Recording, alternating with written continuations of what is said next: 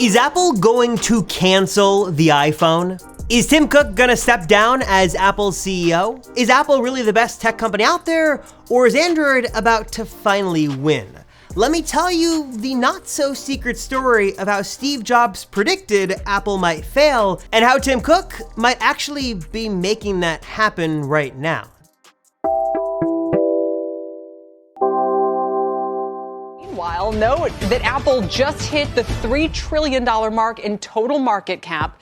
This is the first $3 trillion company trading in the U.S., probably trading in the world. The idea of Apple going bankrupt or failing with a product today sort of seems hard to imagine. They're one of the richest companies on the planet, and it seems like everyone around the world has an iPhone, but that wasn't always the case. In fact, about 30 years ago, maybe even less than that, most believed that Apple was totally doomed, and in just a couple of days, they'd go totally bankrupt. If you don't know the story, I'll sort of give you the highlight reel. When Steve Jobs returned to the company after famously being ousted back in the late 1990s, Apple was a sinking ship, and many analysts believed its days were severely numbered. Even Steve Jobs would later admit that Apple was like 90 days away from going completely bankrupt, and if it wasn't for a $150 million life-saving investment from a little company called Microsoft, it's pretty safe to say that the Apple we know today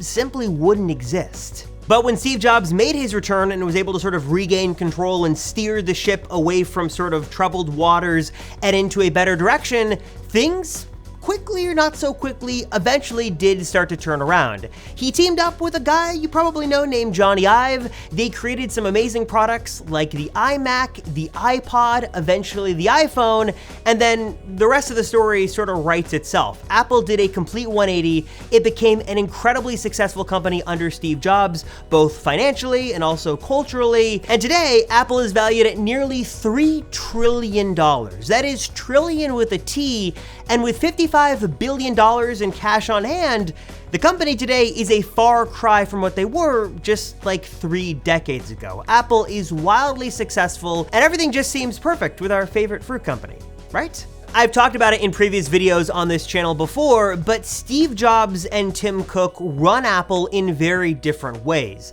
Steve Jobs really was someone who wore his emotions on his sleeve. He wasn't afraid to tell people how he felt, and although he was a very unorthodox CEO, the products that came out from under his leadership truly are incredible. That is in big contrast to Tim Cook, who famously does not run Apple like Steve Jobs. Steve Jobs told him not to do that, but instead he runs Apple his own way, which is very much by the book. Tim Cook was the COO after all. He's an operations guru. He's constantly looking at numbers and spreadsheets and constantly looking at how to do things as efficiently as possible, and he has taken Apple in a very different direction than many assumed Steve Jobs would have if he was still alive today. Not a bad thing necessarily, but definitely different. And love Tim Cook or hate him, it's pretty hard to argue with the facts, and that is that if you look at the numbers, much of Apple's wealth and value today was created under the CEO leadership of Tim Cook, and not so much under Steve Jobs. And if you look at Apple today, that might sort of make sense. Under Steve Jobs, Apple was a bit more focused. They didn't make nearly as many products, but really focused on the design and functionality and the form a lot more, whereas under Tim Cook, that's not to say that that's totally different, but Apple certainly has way more options at way more sizes and way more price points than we've ever seen before. There's the iPad Air, the regular iPad, iPad Pro, iPad Mini, you've got multicolored iMacs, you've got MacBook Airs, MacBook Pros, Mac Studios, Mac Pros. I'm not gonna list the entire Apple lineup here today, but there are various products at various price points as Tim Cook's Apple is really trying to capture as much of the market as possible, still trying to deliver that Apple magic, but certainly doing it in a different way. And to sort of answer that initial question, could Apple fail? Well, if you look at the numbers and in sort of a monetary sense, no. It's hard to imagine that one product flop or even a series of product flops could really collapse the company, not to the point that they couldn't be hurt, but to the point that it would seriously just go bankrupt and cease to exist. It's probably not gonna happen. I mean, today, Apple is diversifying their income more than ever before. Yeah, the iPhone still takes up a chunk of Apple's balance sheet. That's where they make the most of their money, but services is a multi-billion-dollar-a-year business. The App Store is a multi-billion-dollar-a-year business. Even AirPods, the AirPods line that was initially mocked and pandered as being dumb and stupid and something no one would ever want, is today, by many analyst estimations, a multi-billion-dollar business in and of itself. And if you own AirPods, you probably understand why. These little earbuds can actually be a little magical, and if you don't have AirPods, you really should get some. I mean, AirPods Pro are sort of my recommendation. In fact, we're actually gonna test the new YouTube feature here right now live. Somewhere on screen, you should see a button to buy AirPods. Just tap on that button if you're on mobile, click on it if you're on the computer. Let's just see what it does. And if you haven't gotten a pair of AirPods for yourself, there are oftentimes many good sales. You can save a lot of money, and AirPods Pro, now that they just got updated, could not be a better buy and a better value. These are really awesome, and if you don't have them, you should buy them now. So financially, could Apple fail? Well, probably not. I've talked about all their revenue streams, and even if the iPhone ceased to exist and it went away completely, Apple would still be worth like $1.5 trillion-ish. So they'd still be just fine and a very large and successful company. But could Apple fail more generally speaking? Could they lose that spark? Could they lose consumer enthusiasm? Could the magic fade away? That's a lot more interesting to actually discuss and think about, because that actually could happen. And I know this sounds crazy, but track with me for a second because this point is really important. If we go back to the 1990s, before Steve Jobs returned to Apple, the company was in turmoil, Jobs was off doing his own thing, and he actually sat down for a TV interview and was asked what went wrong with his former company. Why were they in so much trouble? And his words are really, really interesting. Listen closely to what Steve Jobs has to say here. From the way I see it, I mean, Apple was a company that was based on innovation.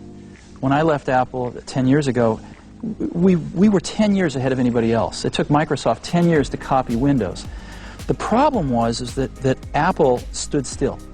Even though it invested cumulatively billions in R&D, the output has not been there, and people have caught up with it, and its differentiation has eroded, in particular with respect to Microsoft. And so the way out for Apple, and I still think Apple has a future, there's some awfully good people there, and there's a tremendous brand loyalty to that company. I think the way out is not to slash and burn, it's to innovate. That's how Apple got to its glory, and I think that's how Apple could return to it. That is a very interesting clip to consider in 2023, because financially, Apple is doing very well. But could they sort of lose that spark to innovate? Could they stand still enough that the competition could not only meet them where they were, but pass them by? I don't think that just could happen. I think in many respects, it has happened. I don't know if it's gonna happen with some of their future stuff, but it certainly has happened in the last couple of years.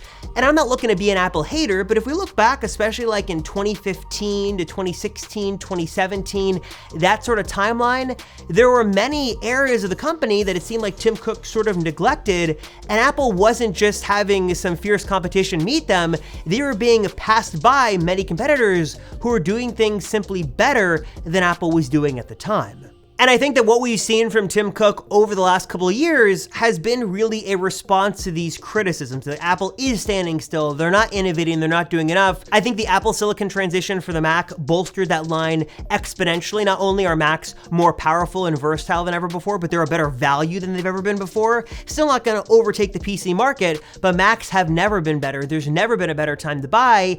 And Apple Vision Pro, as outlandish and crazy and expensive as it may seem, it really does sort of go against that notion that Apple isn't innovating, that they're not trying anything new, that they're standing still. Love Apple or hate them, they certainly are trying new things, and they are innovating, they are trying not to stand still, they are moving forward and going in a totally new direction.